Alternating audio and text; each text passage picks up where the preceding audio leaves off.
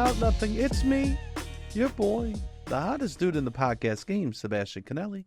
And as always, per usual, we have the cute boy here himself, Robbie boy. Robbie, say hello to beautiful people. What is going on, beautiful people? I'll tell you what's going on, man. So, as you know, I've been spending time at my parents' house, having to be there a little bit. And they do something that I know is wrong for the world, but I want to do and would make my life easier. Okay. Paper plates.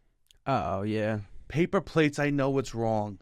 Yeah. I know it's wrong, and boomers don't care. No, I grew up with a lot of paper plates. I grew up with so many paper plates, and it made life easier. Yeah. Like, we didn't... Especially in the summer. You could be willy-nilly. Yeah. Take the plate down the block. Yeah. So you can move loose with the plate, not worry about dropping it. Having people over, in and out, backyard. Where you're going to bring stuff outside? It makes... And boomers don't care. No. Boomers can't give a crap. No. If I told them that the environment's happened, they go, oh, that's no good. I'm going to buy more. Yeah, that's no good. We better stock up now. Yeah. And I see the convenience of it. Yeah. I mean, it's great. I don't have a dishwasher. Oh, wow. I don't have a dishwasher, and I'm just... Every day that I'm washing dishes when I'm home now, I go, this is for you, Mama Earth. Yeah, I don't use paper plates. I need to know the stats. How much? How bad is it? How Yeah. much? How bad are paper plates? And if you like burn them after, like, I just need to know. Like, yeah, they're really, really convenient. Is there a way? Like, we need to make a list of like how we're helping the Earth. I'm thinking about the Earth, obviously. Okay. Solar eclipse day. How we're hurting the Earth, and like what's the lowest on the rung and what's the highest? Yeah, it also feels like there's tiers to paper plates. I grew up with the ones white, very thin, no bells or whistles. Now I feel like a lot of these paper plates, there's like a fucking lip around them. It's like it's a stronger plastic. There's a design. We don't need all that. I need basically like what they give you at a pizza spot is what the paper plates I grew up having. I grew up on those too. Yeah. My parents now elevated to the lip one. Well, because it's impossible not to. When they give me paper plates now, they give me the lip ones. Well, here's the thing. When I was a kid, we did styrofoam. So I feel like not doing styrofoam, and we're already making a positive. Yes. So that's why the boomers are like, we're doing paper plates. I don't do styrofoam cups. Interesting. I wonder what the difference is because my between dishwasher, and... no, just paper plate, and my dishwasher will be like, don't wash your dish before you put it in the dishwasher because you'll save XYZ on water. So I'm like, how much is the water and the paper plate? Yes. I need math. I need to know the exact difference that's happening with the paper plate to the water. Because the paper plates that are really fucking thin, you got to think they compost. They got to be. Right? If I'm buying recycled material paper plates, that has to be better for the world than the dishwasher. Than washing your dishes. Yeah. I need someone to crunch the numbers. I need like numbers crunched. Where's Raleigh? Right? I like truly need someone out there to give me honest feedback on what is hurting the environment and like how much of an impact it is. And then maybe something with the same level of impact that you could do in a different area to offset. I would love that your net is zero. You know by switching to paper plates. I would do paper plates if I could switch to something else. If I could like, I don't know. If I didn't buy a water bottle going out, maybe I'd switch to paper plates. Yeah, no, there's definitely things you would sacrifice, I feel like, to get paper plates. Paper plates are great. Oh, God. I'm loose with the paper plates. I feel good. Yeah. You know how much more often I'm like eating a full meal instead of a snack because of a paper plate? That's good. Because it's just like, oh, I'm not worried about doing dishes. Yeah, no, sometimes I'll do a napkin, but then I'm just doing a paper plate. A napkin is a paper plate. Yeah, exactly. Yeah. You might as well just go to the source. Now, here's the thing. Are people going to judge me if I start having paper plates in my house? Are you going to judge me? I wouldn't judge you. You would benefit. Yeah. No, you wouldn't benefit. I mean... I do your dishes. Yeah. But I'm down for paper plates. You would... I don't know. If you're having people over... I would never serve paper. If I had people over, I would put out... But here's also the thing. Yes, if I have like a Christmas party, I'll put out paper plates for the Christmas party. Yes, themed. Yeah. Yeah. So why is it appropriate for a holiday, but not appropriate for my day-to-day life? These are good questions, and paper plates are really convenient. I'm sorry. I know this is we're getting into semantics around. I know. This, Because the paper straws are out the window. They're not. They don't exist anymore. No. What was the last time? But that you got a was paper good. straw? That was good because it wasn't helped. plastic, right? That was like paper straws are Bro, compostable. think about it for a second. What was the cup that you were drinking out of? Probably plastic or coated in plastic. Paper coated in plastic. Yeah. There was more plastic on the cup than there was on the straw. Yeah. The straws did nothing. I don't know. It is very helpful to use paper plates, I would say. It's like when McDonald's started using the paper straw. I'm like, get your priorities in order. Yeah. I mean, that's why I would eat a lot of McDonald's on paper plates. You go to the fast food spot, paper plates. Anything you have takeout, paper plates. I know. So Nah. yeah. It is the summer, and there's going to be a lot of paper plates. Summer's paper plate season. So now I'm like, I was just wanting to get your opinion on that. If you know, I mean, I support. how much harm I would be causing to switch. I am not doing it until I get a little more info. Okay. But The full switch over. yeah.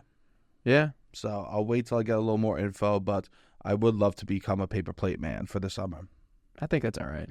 Especially a sandwich. You know how stupid you feel pulling out a glass plate to put a sandwich I feel on? stupid putting a lot of things on my plates.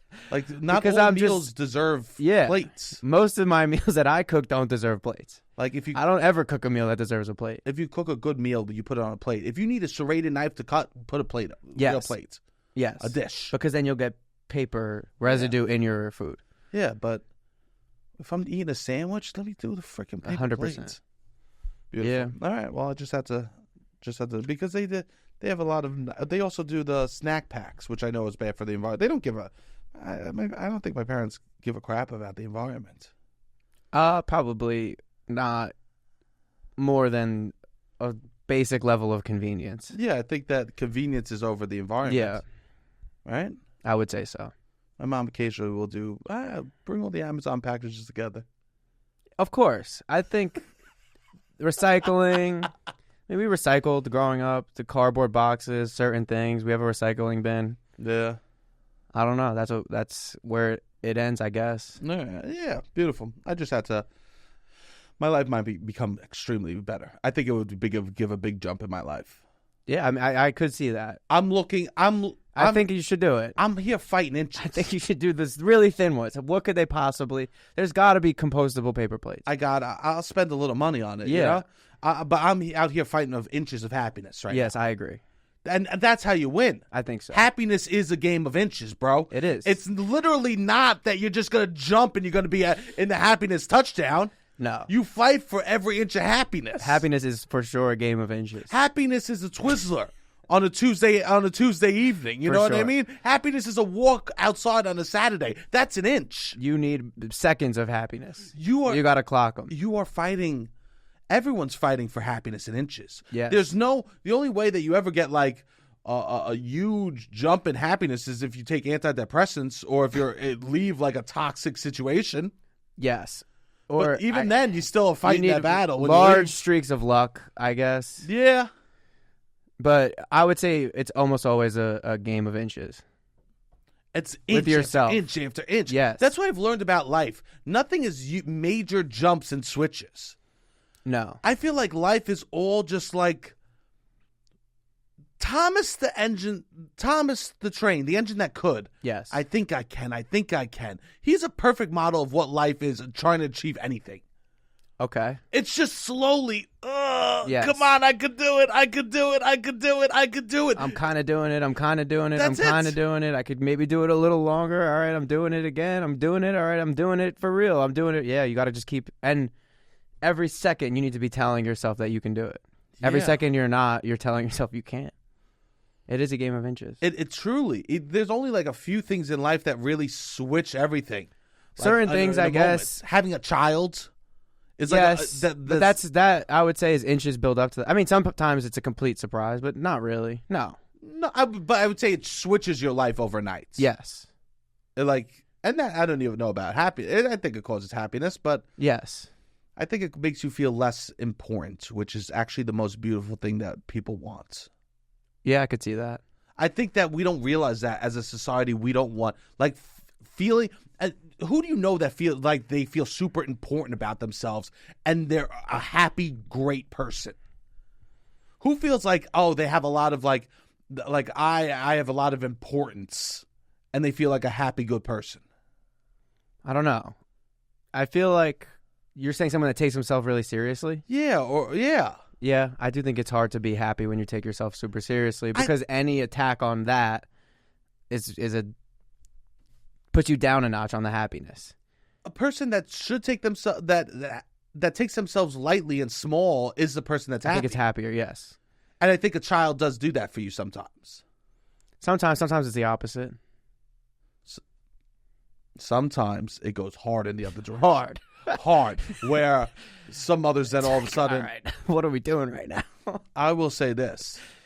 The one beautiful thing I notice about like parents... Yes. They lose embarrassment. A mother loses embarrassment about complaining about stuff, about speaking up for themselves, because then all of a sudden it's not about you, it's about the other person. It's a vessel, yes. No one is less embarrassed to complain in a store than a person that had a child. Yes. A person that had a child is someone's worst nightmare, customer service. That and an old person. Like, with the child present, or it doesn't even matter? Child. Okay, with the child present. With the child. Yes. A child's present, there's zero embarrassment inside their soul. Yeah.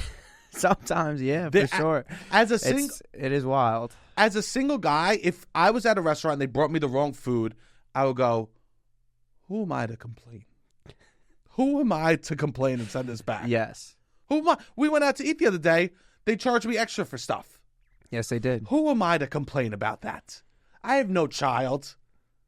I mean, I love my mother, but she has no issues. She would have, exactly. She has no issues. She'll sit on phone with Verizon for 2 hours to dispute $30 on my phone bill.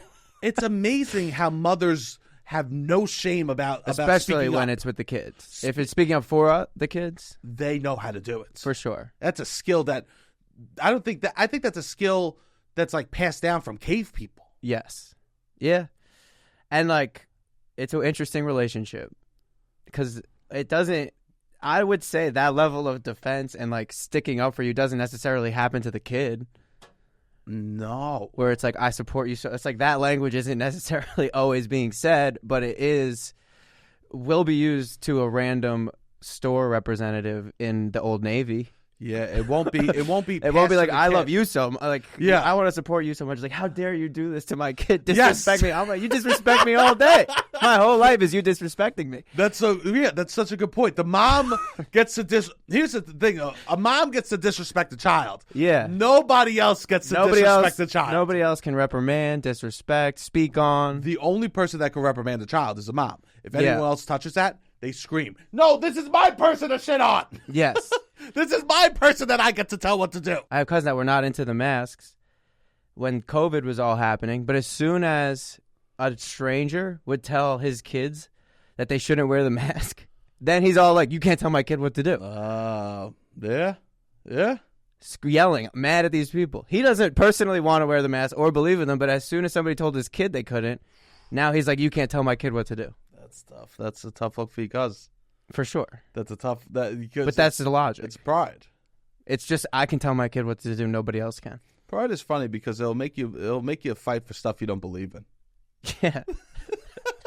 Absolutely. Pride is... I would say that's a lot of what pride produces. Yeah, pride will make you like builds 10 years around an argument you don't even care about. Yeah, you got to let it go.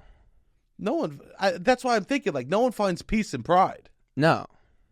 I don't think there's very much peace in pride. I was a very prideful person, I feel like, for a little bit, and there was no peace. Because you're always looking who's slighting you. It's always ops, yeah. You're always looking who's slighting you, and you're trying to you're seeking it out even, I would say. Yes. Prideful people are like that small passive thing they did at dinner. Oh, you see the way he looked at you? He was looking at you when you were talking, and it was disrespectful. What, did you think my kid's dumb? It's like... No, not really. He just made us face when I was talking. I don't know. Also, people could have moments where they said something dumb and we could laugh at it, and then we move on. Yeah. Like you are not the collection of your moment-to-moment actions. You're a collection of your behavior. No, this is a lot of what The Sopranos is about. Yeah, I guess small little things. Yeah. That blow up into huge things. That's what life Oh, is. he found out I eat pussy? Oh, like what? Life is What's going choosing on? the small things that you're going to make important. Yeah, you like to eat pussy. Now all of a sudden you're afraid to let people know? Junior Soprano, what's going on? Yeah.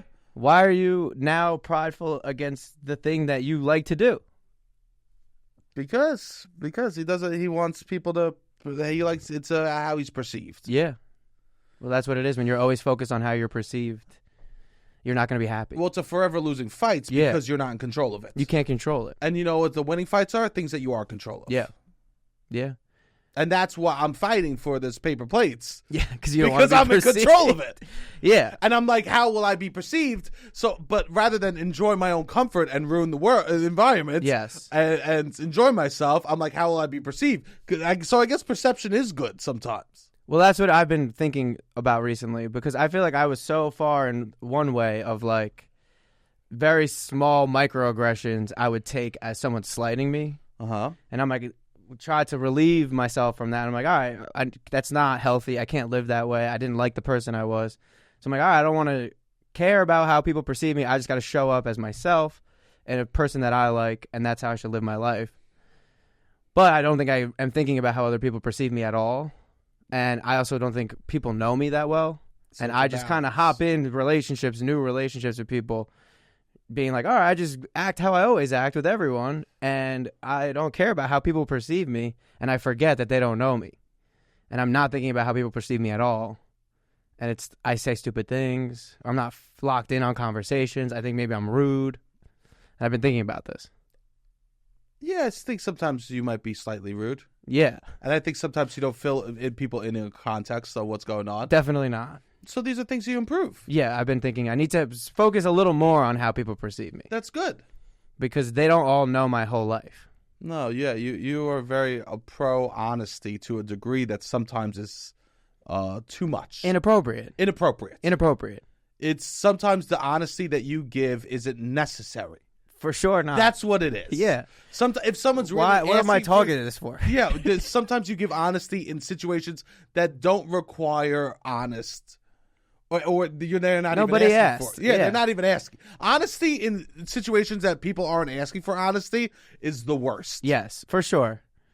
And it also usually comes with advice. Well, here's the thing. Most advice that people give isn't honest. If someone tells you about a scenario that they're living, yes, and they're telling you about an argument that they're doing, the other person then says, I would never do that if that was me. I would never do that. I wouldn't stand for that. And they would. Yes. Most people, when they're giving advice in that regard, when they're like, oh, you're dealing with that, I would never do that. So they give you advice that they would never do. They would never do themselves. A lot of times. They speak so out of turn or so out of who they are. It's the version of themselves that they created in their head that's like the Superman version of themselves. They would do that. They're also stoking the flame of a fight. Well, that's it. Yeah, that's a big way I think the drama gets escalated in groups is this. Well, because they're like, you put up with her not inviting you to the dinner? I would not invite her to this. I would get back to her. It was like, I was on vacation. We're not that close. It doesn't matter. You should throw a party just to not invite her. That's what I would do if I was you. If someone gives advice and then says, if I was you, and then says what they would do, know that they wouldn't do that. Know that most of that is pretends. Absolutely not. But it's fun to hypothesize, especially in like a group. Yeah. If you're all like at work, it's you know what I mean, like at a work setting or a big friend group, and everybody knows the dynamics of everything. And it's like, oh, you have an opportunity now to start a feud with XYZ person, and I don't have this opportunity in the group, but I don't really like XYZ person. So I'm going to tell her, maybe you do this. If I was you, I mean, oh, I can't believe, oh, wow, she said that to you, and you didn't say anything back? And you're going to hang out with her this weekend? You're not going to say anything? Oh, interesting. Yeah. Oh, I would definitely bring it up. It feels like you should I can't believe you're not going to say anything. I know. And you want me to say something? I'll call her. I'll call her right now because that is unacceptable behavior. It's fun. I mean, it's not fun. It's not fun. It's not fun. It does create. It's this thing of pride that it makes a small thing much bigger. Yes. Because a lot of the times your friends are not speaking for your best interests. Yes. Sometimes they'll be like, I would be furious. I would be mad. And sometimes they'll talk you into a place where you're mad. Yes.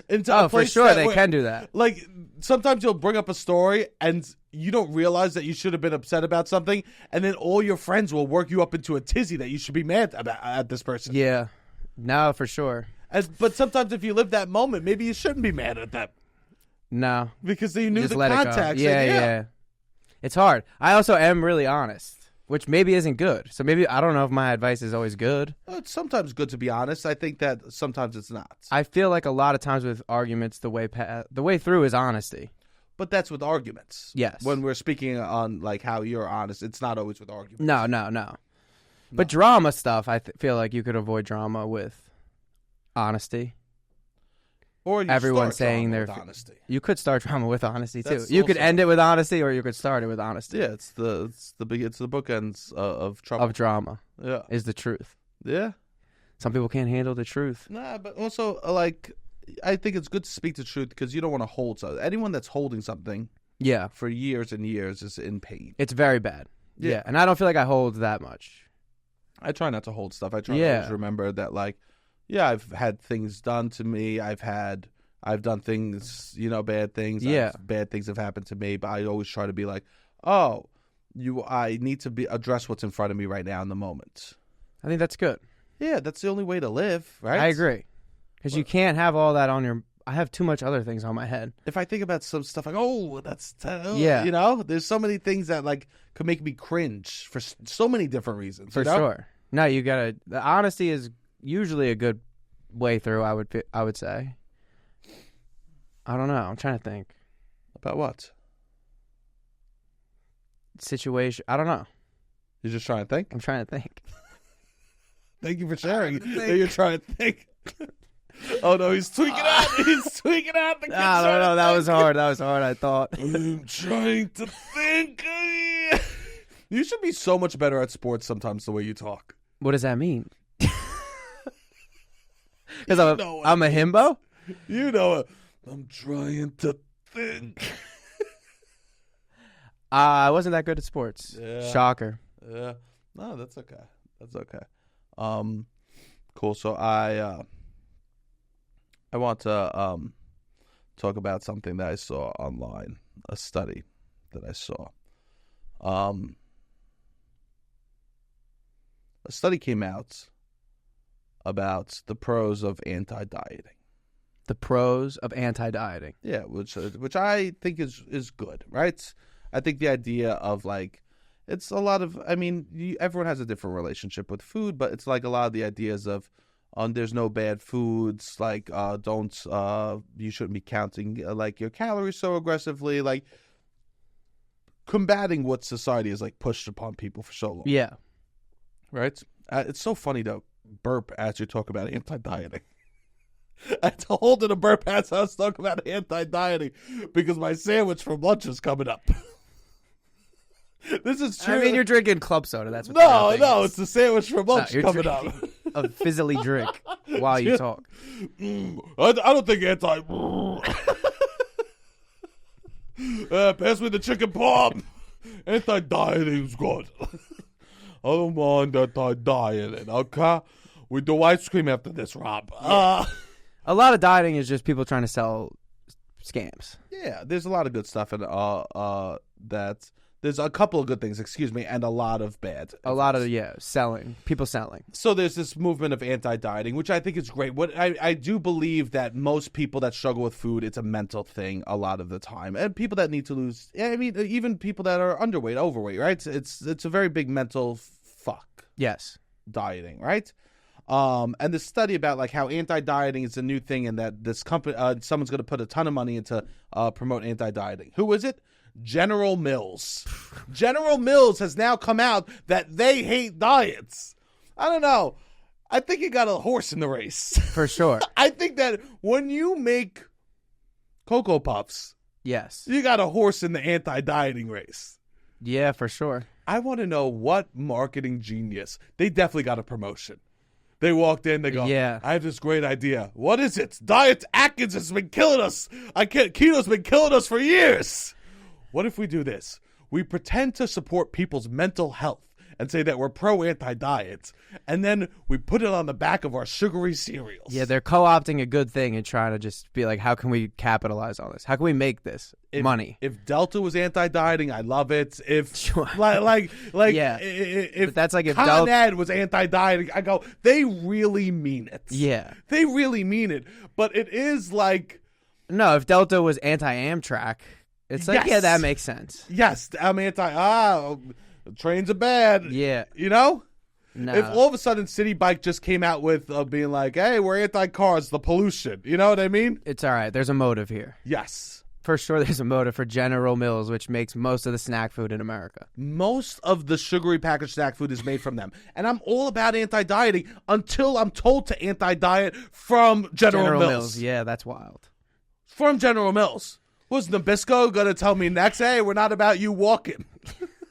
You know, all of a sudden they're going to be weed coupons in my cereals. Yeah, that's wild. What is the promotion? Is it like They're just putting anti-diet? money towards it. Okay. They're putting money. Is it then like you get discounts if you're on an anti-diet? No. You'll get they're free. just putting money into campaigns to support it. Yeah. Which is It is a good thing. Until you find out the people telling you that you should eat more makes food. Are selling you, highly addictive, not Highly addictive food. highly addictive, not really good for you at all. But the whole point of Food. anti-dieting is there is no bad food, which I support. Okay. Right? Like I think they say like a lot of anti-diet stuff is like restriction causes binges, Yes. which I agree with. Yes. I agree with. But so I do think like General Mills is like, see, there's no bad food. Finally, we have a company that isn't shitting on us. Yes. So they're like trying to get in the back door.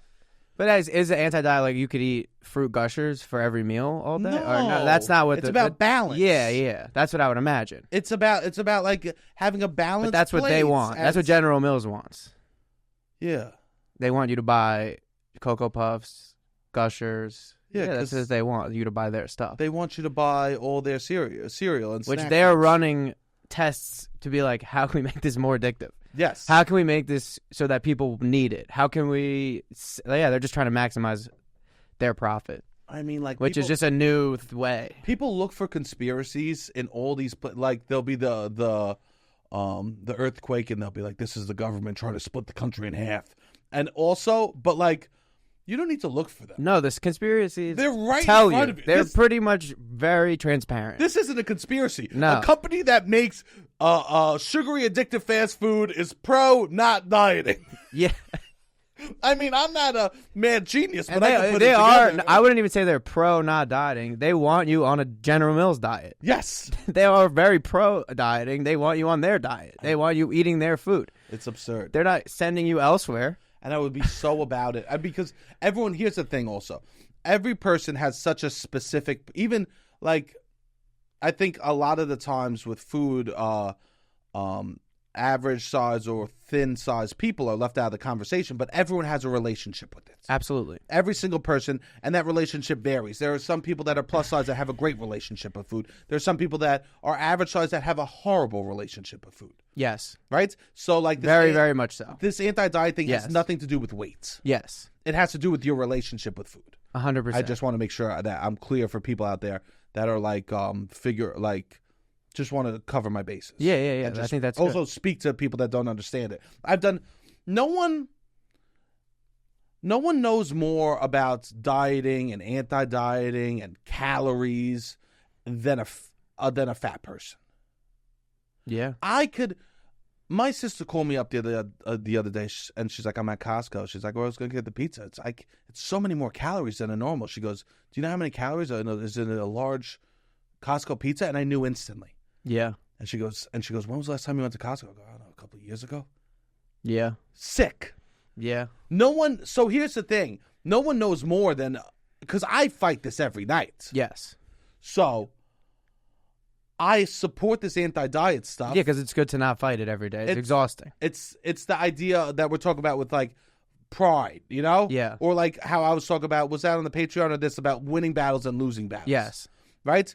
When every meal is a battle for you, it's win and lose. You fight all day. Yes. So then all of a sudden you're putting ice packs on your face to regulate your nervous system. We need that. Oh God, and It feels good. It feels so good. I was doing it this morning. Because that's your number one intruder now. Is this ice on your fucking face? Yeah. Like, I don't have time to think about all the other shit that makes me anxious when I'm in a freezing cold shower. Yes. I need to just breathe slowly because that will get me through that moment. Your body kind of takes over. Yeah, it really does bring you to the moment. Anytime you're in the moment, life is okay usually. Almost always, yeah. Yeah, there's only going to be a handful of times that's really going to be painful. Yeah. Which is, yeah. And they'll be really painful if you're in the moment. For sure. Yeah. But yeah, I think it's kind of ridiculous that General Mills did that. No, I agree with you. Yeah, and I've been a person that has struggled with food there. I've been on pretty much every diet. I never did Jenny Craig. Wish I did. I feel had a real moment. I feel FOMO. FOMO for Jenny Craig. I have straight up FOMO for when I see these people talk about how they did Jenny Craig or Hydroxycut. I get straight up FOMO. I'm gonna have FOMO about Ozempic in the future. No, I have FOMO about Jenny Craig. I want to take. You think it's similar? Oh, it's got to be some kind of poison that Jenny Craig like. I mean, they just give you small portions. It's like. But anytime I feel like you're making the meals somewhere else, and I don't know, to preserve it, it's got to be something. What do you think you eat? Shit. Yeah, a lot of shit. I just want to make sure. No, I know. We were talking about the guy on, I guess, TikTok that didn't realize that the Cheesecake Factory freezes their food. It's like, what planet are you on? Do you think about the supply chain of food at all? Here's the problem: is people don't have. They can't think logic. Yeah. Like, what should be taught in schools is logical thinking. Yeah. No, for sure. That's how they. But when you intro to logic isn't even that though. I feel like it's not at all. When you go for a job at like one of these major places, they sit you down and they give you logic questions. Do you know that? Yes. Because they want to know how you think. They want to hear you talk through something, and that's more important. So we are filled with a world full of morons. Oh, it's for sure. If they can't figure out that Cheesecake Factory with 300 items doesn't have a freezer. I just don't think they really have a macro view on how anything I guess exists. They got a cow in the back that they cut. I wonder how many cows they got in the back of the Cheesecake Factory. It's in the limited too. Where is these? What? We're in the mall. We're in the middle of the mall.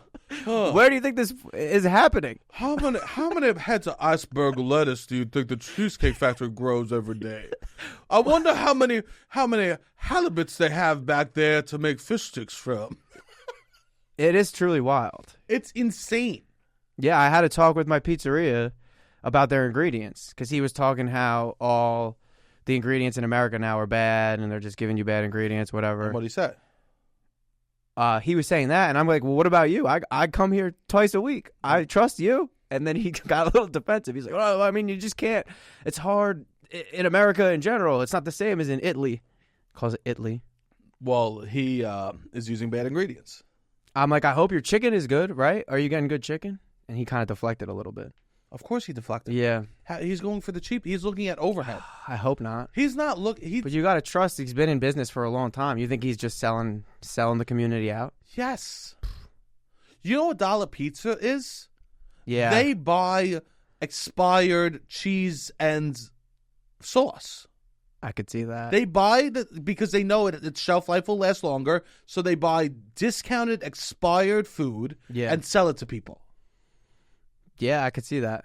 So that's what it is. So, like, it's better than that. Yeah. Now you take a step back and you think about where stuff comes from, it starts to get more bleak. Oh, yeah. With everything in general, I would say. I know. I'm like, at the end of the day, if I get pasture-raised eggs, can I throw it on a paper plate? Like seriously, right? Yeah. Like, that has to be, in the long run, better. Probably so, I would say, right? If the chickens are able to walk around and live a life. The net impact, yeah. Yeah.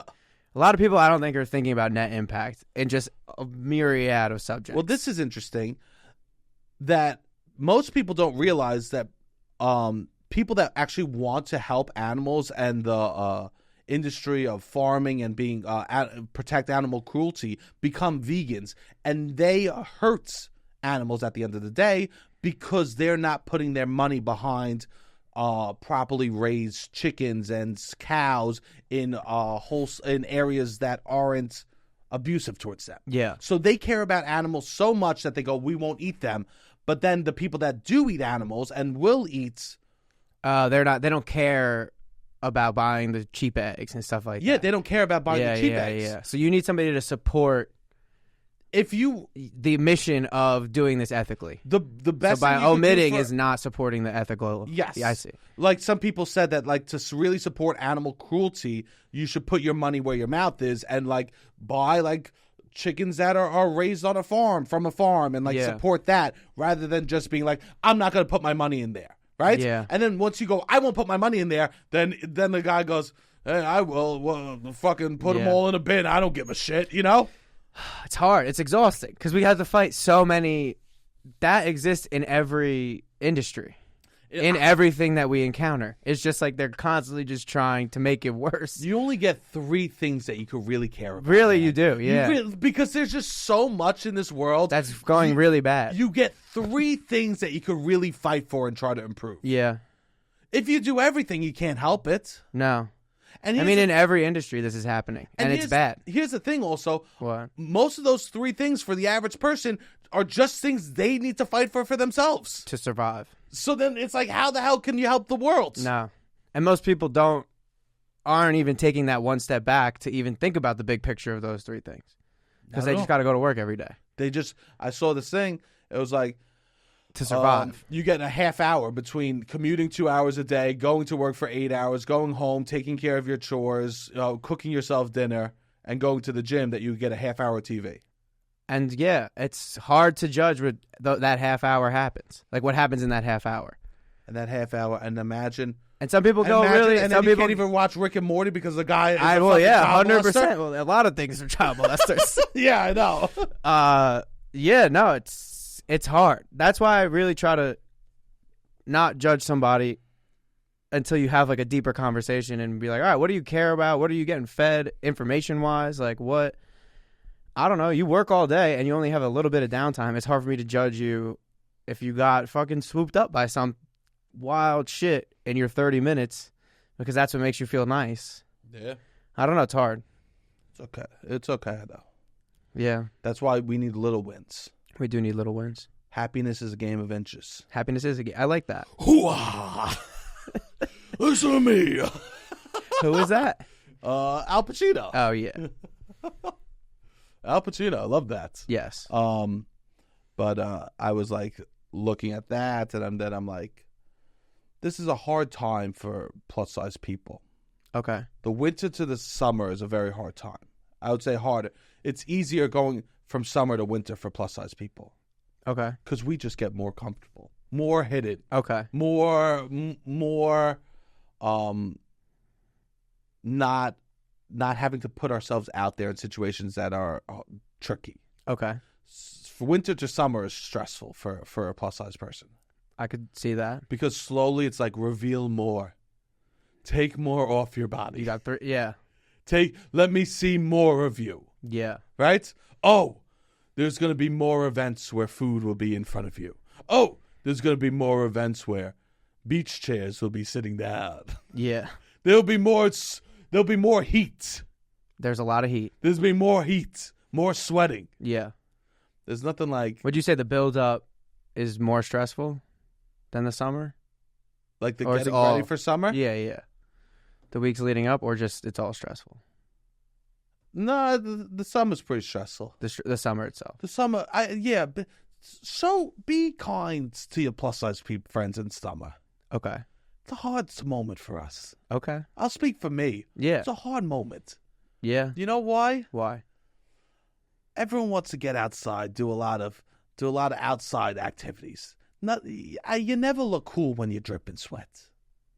Yeah. You never look like a real cool guy when you're dripping sweat. Sure. You never look a real cool guy, yeah. It's hard. And sometimes you want to look like a real cool guy.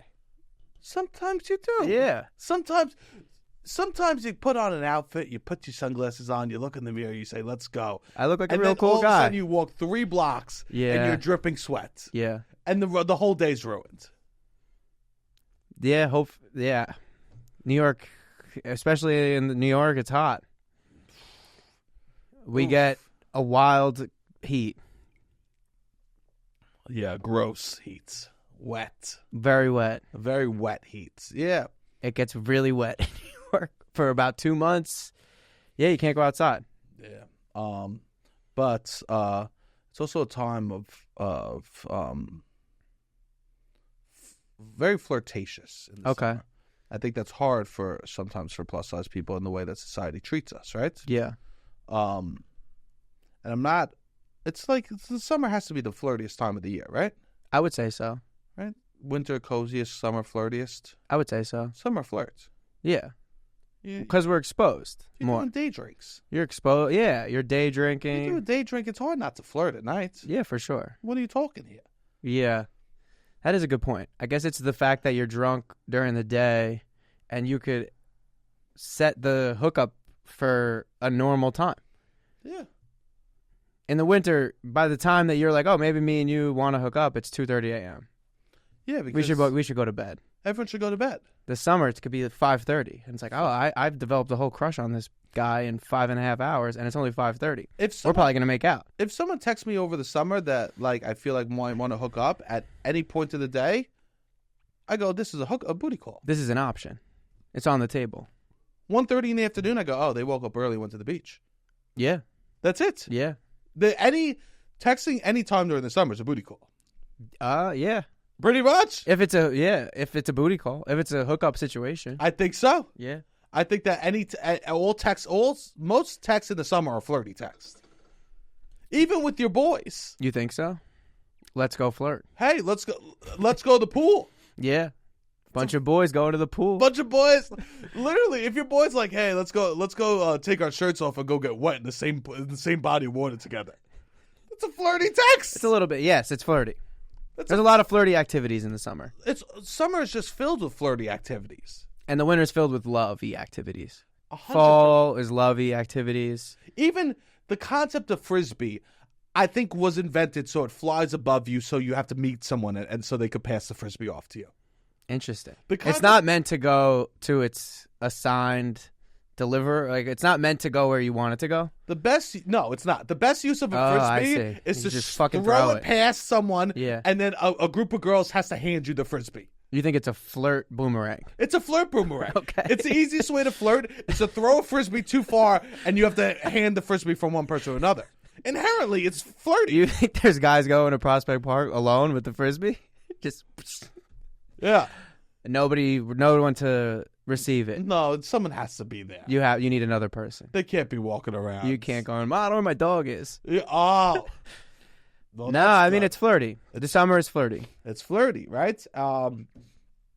So many flirty things, right? Even the concept of sunglasses is flirty. The concept of sunglasses, how? How? Yeah. You get to look at any part of a person you want. So sunglasses on. Checking people out. You could check people out without them knowing. Yeah. Or even or even a sunglass, a tilt down. Yeah. You don't get much chicka than I guess have a little flirt. There's a lot of ways to flirt. You could initiate a flirt by just doing something as simple as that. Imagine this. You're talking to someone, you have sunglasses on, the conversation's going well, and you take them off to talk a little deeper. You're right. You're restricting eye contact. Yeah. Then to give eye contact is a big move. It truly is. I see. Yeah, you're right. Like, sunglasses are a flirty thing because when you take them off, you're saying, I'm opening up to you a little more. And there's no other, accessory that does that. Because there's tension built where I haven't even seen this person's eyes. And you take them off. I don't know what their eyeballs look like, and I'm already kind of into them. And then you give the reveal after. Yeah, it's very intimate. You got these big blue eyes, these big hair, brown, beautiful eyes. Yeah. And then you finally make eye contact. It feels like we just kissed almost. It is a step of intimacy. Oh, wow. Now I see you. And I already like you. Yes. Yeah. You build tension. A lot more ways to build tension. You're opening up. Yeah. So it is this summer, this transition to summer that we're entering right now. Definitely. We're in the middle of April, you know? Yes. So it's nice out. It's nice out, and people are all of a sudden starting to feel more into hooking up or going out with people, right? I would say that this is probably a time that people are like want to go on dates. Yeah, definitely. Want to feel good about themselves. Have things they want to do outside, and maybe want to have somebody to do them with. An activity. Yeah. It's so at least a hookup. It's so fun to have an activity, to bring someone to an event. Absolutely. So actually, that's why single people bring friends to an event, because we want to leave and talk to someone too about what just happened. Yeah. Like, that's why it's actually important that single people get +1s also, because we want to leave. We want part of the joy of going to an event, which is leaving the event and enjoying the gossip with the person that you were with. Absolutely. It's just because I haven't found love doesn't mean I should be excluded from gossip after the event. You should give a +1 to your single friends. Just so everybody out there, you should give a +1 for your single friends. I think so. Especially if most people are in relationships. If more than 50% of the people are in relationships, and then you don't give the single people a +1, it's wild. I'm even talking for like a birthday party. Anything, yeah. Especially a birthday party when the stakes are a little lower. And I've been to many weddings, and it's all good. I understand why this happens. I understand, I too. obviously understand why it happens. Here's the thing. Most of the time, we're going to say no. Yes. Which is great. Give me the option. The option feels nice. The option feels great. If you want to invite me, you want to invite too. Yeah. Also, you want me to join your team. You want me to be in a relationship. Because people in relationships, especially people that are getting married, want to recruit you to also be in that lifestyle. Let's be real. They want you there. They want to go on couples vacations. They want double dates. They want you to be in their lifestyle. Nobody tells me I'm ready more for a relationship than my friends that are in one. 100%. Nobody's like, what's going on? Yeah. More than that. I found love. Come on, it's not that bad. You could do it. You could figure it out. All right. We were just in the trenches 2 years ago. What's going on? But regardless, you want me to come and get in a relationship, give me the +1. You're stripping us of, one, being able to whisper with somebody at the event. Yeah. I want to be at your birthday party and then whisper to them, being like, can you believe that Tim showed up? Didn't bring a single drink. He's slamming all the White Claws that we brought in the fridge. Yeah, you need somebody you trust. That you can need someone to trust. Yeah. It's your anchor that you can continue to go to. Yeah. As a single person, you walk into an event like this. Who's here will talk to me. Yeah. Right? You walk in as a couple, you can kind of pony up in the corner. Yeah. You can assess the situation together. I mean, I was even my old roommate and one of my best friends. I was his +1 for years. It was awesome. He got to go to really cool things, and he would bring me as his +1. And I know what my role is. I'm like, yeah, we got to talk about the events that are in front of us and laugh and giggle about it, and then meet other people at the event. Because I think a +1, people don't realize why they're giving it. Yes. They're like, oh, we have to give it so they could bring their romantic partner. No, it's more the downtime. There's going to be awkward times. You're giving them a +1, and you're inviting their partner so that they are more comfortable at the event. Yes. That they have a better time at the event. Yes. Why you should allow me to bring my friend is the same reason. Just because I don't fuck the shit out of them once we leave. Yeah. Me fucking the person I bring to your event should have nothing to do with the baptism. No. It should have nothing to do with your 30th birthday. Yeah. The person, you should not be like, well, you can't bring them to the event because you don't eat their puss. Yeah. Right? Because most of these people at these events aren't having good sex afterwards anyways. Oh, you don't... can I bring... I was hoping I could bring Taylor to the event. Oh, do you fuck Taylor? Yeah. Actually, we don't. Oh, you can't bring him. Yeah. What does that have to do with your birthday party? No, nothing. Also, like, in the case of my friend who would bring me, I would say our odds go up of hooking up after the party with the two of us there together. Weird. I don't think it's weird. No, I think you're just more social with your friend because you feel comfortable. You feel exactly. You're gonna go up to different groups of people. You're not. It's hard emotionally to just swing 4 or 5 times at the party with you by yourself and then have no one to go back to. Yeah, and we're talking swing and like friend just like, hey, I'm here. I'm Robbie. What's going on? To walk into a group of people talking in a circle, sometimes people aren't open. No, for sure. There is no worse feeling than you approaching a circle of people. You get to the circle and it goes silent. That's a bad feeling. So for it to go silent and everyone look at you, it truly means you're not welcome here. What the information that we're sharing with each other, we don't think you deserve it. Yeah. And now we're going to switch the conversation and just talk about bullshit until you leave. That is tough. Something I also struggle with, I feel like, is I'll approach a conversation and they won't slow down at all. Or I'll approach a circle and they won't slow down the conversation at all. And then I quickly realize I probably won't be allowed to contribute to this. And now I'm kind of standing here. And now I've kind of committed to standing here. It's like, when can I leave? Then it's like, all right, this guy just walked up, listened to what we had to say for a minute, and then walked away. Like, if people just blow past you entering, yeah, and don't even acknowledge you, you know what I mean? It's like, all right, what am I doing now? Do I leave? Do I say, hey, I'm Robbie? Do I cut them off? They're not slowing down. They haven't. With you go, oh, that sounds interesting. Yeah, I guess you got to make a joke, or you find some way in. You could just be earnest. Yeah, you could be like, oh, I didn't know that. That's cool.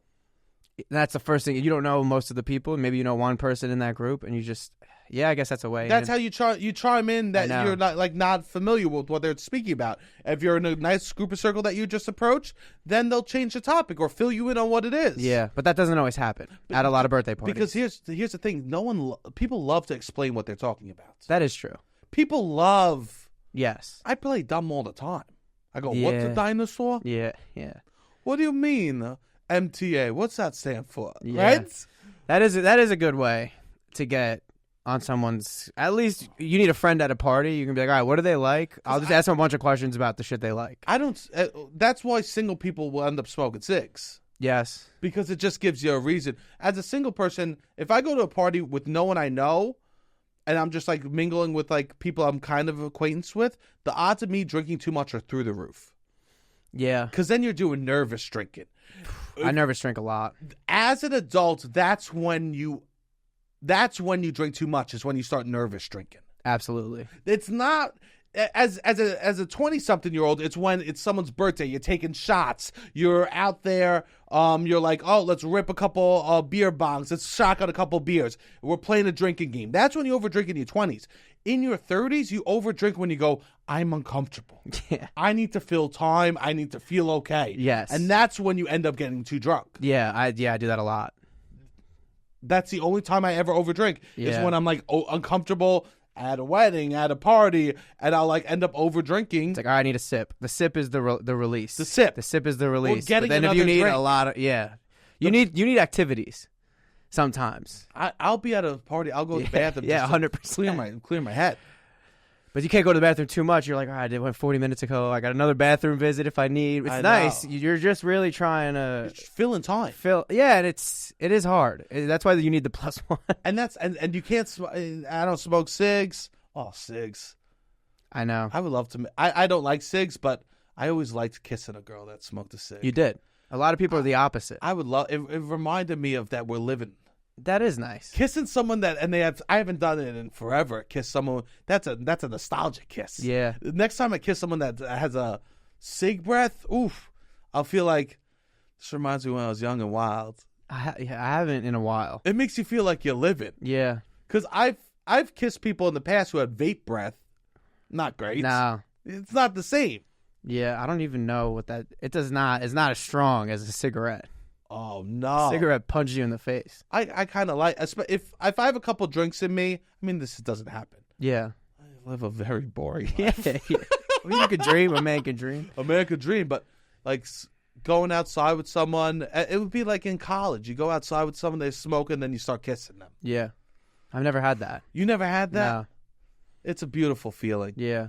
For you to fake smoking a cigarette so you can make out with a girl. I've never done that. Maybe I have to.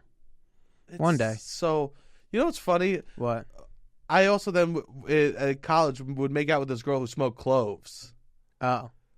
Which was just like... Roll her own cigarettes? No, cloves. You never heard of clove cigarettes? No. It was like this it's like this like, I don't know, like pepperminty healthy cigarettes. Okay. They called it. It was like, it was all black and like, I guess it was popular. Women would smoke them, and there was like this idea of a healthy cigarettes. Okay.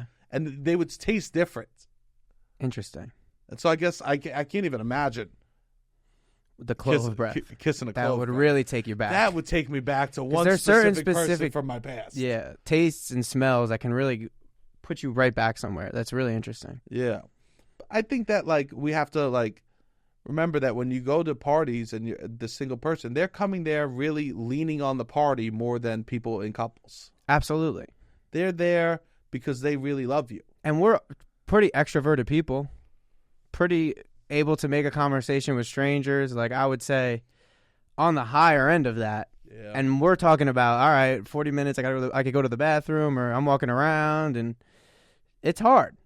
You really do need the +1 helps so much. And oftentimes I would bring a guy friend as a +1. It's so hard. It's so hard to even get to places. Yes. We have to, like, society has been made for us. Every day, society's being more and more, making it more and more easy for us to be alone. Yes. Every They want us single to be day, alone. It's just We're more making us- vulnerable alone. Yes, that's what it is. Yeah. Group minds could take down a nation. Yeah. Right? Us being alone, they're making it easier and easier for us to be alone. Yes. So just for me to leave is hard. Yes. For me to get there is hard. Let's make it as easy as possible for me. Yeah. Yeah. Invite a +1. There's so many events in the summer that you just want to go with someone. Yeah. Because there's long travel too. Yeah, for sure. That's why people do. It's hard to get to the beach. If you don't live by the beach, even if you live 20 minutes from the beach, that 20 minutes is an hour and 20 minutes in the summer. Yeah, that's hard. It's hard. And that's why I don't mind the concept of third wheeling. I love a third wheel. I think that if the third wheels are great, make fun of it, but it just means that we're all friends. Yes. I've third wheel so much in my life that it's like we have to be friends. Like, I have to be friends with my friends' girlfriends. It's like that's what it'll be. Third wheeling is great. Yeah. You know why? Because they both take care of you. Yes. They're both there for you. Third wheeling is actually better than bringing a +1 sometimes. Yes. 100%. But if it's like we're going to go together and we're a 3-person team and it's cool, like if you can't third wheel with a couple that only wants to chit chat between the two of them. Like if we're a third wheel, we're a tricycle. Yes. We're all fucking wheels on this bicycle moving us forward. That's how it needs to be treated. You can't just be like, he comes along and then we just chit chat and then you are there. No, it's like we're a 3-person team now. Well, it's literally they're the two in the back. You're the one in the front. Yeah.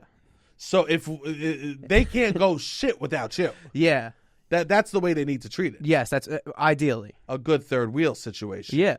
And I'm about that. I'm a third wheel in a couple situations. I'm always a third wheel. And I don't mind it. Yeah. There is third wheel etiquette too.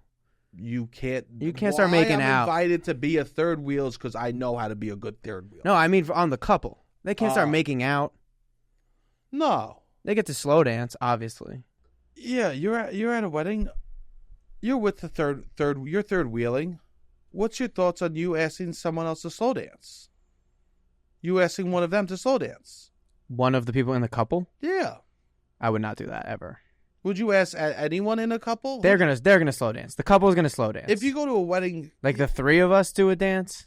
Yeah. What do you feel? I don't like that. I know people that have done that. I'm not about that. Why make it? They special can have for no their one? intimate moment. Yeah. One of my friends was on his honeymoon in Kauai, in Hawaii, whatever, and they go on a helicopter ride around the island. Yeah. And my other friend sat in between the couple. It's bad. On the honeymoon. That's really bad. I'm just like, I remember seeing pictures of it, and I was like, I wouldn't have done that. No. That's maybe a step too far. My friends didn't care. I mean, they're very obviously, they spend a lot of time together and very comfortable in their relationship. They don't need every moment to be a special moment together, the two of them. But I do remember seeing that, and I was like, that's a step too far for me. Well, you know what this person did that was a great thing? What? Sometimes the third wheel needs to give the other two people something to talk about. Yes, that's true. And this person did their exact job. That is a huge part of being a third wheel, is to give them something to talk about when you leave, I would say. That's okay. Yeah. I actually think this. If you are about to move in with a partner, My best advice for you is have a third roommate. Interesting. Why? Because then you will have someone to blame for everything that goes wrong in the apartment. Okay. It could be the two of you on a team and you get annoyed at what that person does. It will bring you together against an op. Because then all of a sudden you won't be annoyed at what he does, your partner does, or what she's doing. You're annoyed at what the third person's doing. It really reinforces you're on a team. It reinforces that it's the two of you on a team together. Yes. If that's a great way to slowly ease into living with someone, it's have a roommate. And that's the mentality for success long term. I think it's us as a team in this apartment. Because then slowly you'll get used to each other's eccentric behaviors living together while dealing with someone else. Yeah. If you are a couple, get a horrible third roommate. Yeah. Just an absolute nightmare. And I would love to do that for a living. Okay. I would love to move in with couples so they feel closer because I'm such a slob and a mess. Yeah. I would love to be a mess in an apartment as the third roommate for a couple so I could see them getting closer as they push me further away. That is funny. That is a good idea. 1 in the afternoon in my underwear, smoking weed on the couch, leaving shit stains on the toilet bowl, right? It will bring people closer. Dishes in the sink. Yeah. They kick me out. Because a lot of times people move in together and it becomes me versus you. And you can't start with the me versus you. You need to know that it's you two against other things. This is my new service. This is a good service. Hire me. Yes. Shitty third. Shitty third. Right? I'll show up. I'll be there. I'll make sure that you know how okay your partner is because of how bad I'll be to live with. Yeah, that would be useful for sure. Thank you very much. It does bring people together, especially in your shared living space. So, yeah, I do think that is good advice. Like, just jumping in, the two of you moving into place is going to be a harder adjustment. Yeah. Especially in a big city like New York. You're 25, do it. 25 especially. Do it. 25 especially. I don't know if I would do that. No, probably I would not. Not at this point. Yes. Hopefully I can just communicate and understand that we are on a team together. Yes. But that's a lesson that a lot of people need to learn. At my age, yes, I would have to just move in with a woman. Yeah. Probably so. Hopefully one day. Yeah. Beautiful. Well, that's it. I thank you all for listening. Robbie and I went away this weekend. We'll chat, I'm sure, about that on the Patreon. We have some fun stuff that was going on there. And if you want to check out the Patreon, go to patreon.com. Please keep comment on the YouTube. That's a great place if you want to support us for us to talk back to you. Let us know what you like about the episode. We always love getting those comments about the episode, right, Rob? Yeah, please keep commenting. Yeah. And we appreciate the Patreon subscription. It's grown since we started it, and it has allowed us to continue to do it. And the more it grows, the more that we'll be able to do this. So please, please, please subscribe to that if you can. There's 23 episodes now, vlogs, still all the stuff from Portugal is on there. Yep. So for $10 now, you're getting a nice little healthy amount of content, I would say. Yeah, we're building that up. You definitely get if you just want to slam us, go ahead, slam us. Yeah, and it's nice to be able to talk pretty candidly. I was thinking people wanted to take me down. You could sink me for $10 a month right now. Oh. I mean, if people wanted to, they could. They could really disarray my life. I'm not saying this on Instagram or this is an hour into this episode, but I'm spilling a lot on the Patreons. Yep. And you could really throw my life in a wrench if you decided to throw $10 a month. Don't do that, please. Obviously, I don't want this. I don't even know why I don't know why I'm bringing this up either. All right, anyways. I don't want this. I don't want this, but I have been giving a lot to the Patreon recently, and it won't happen forever. So if you want to subscribe. Beautiful. All right, Robbie, hit the music.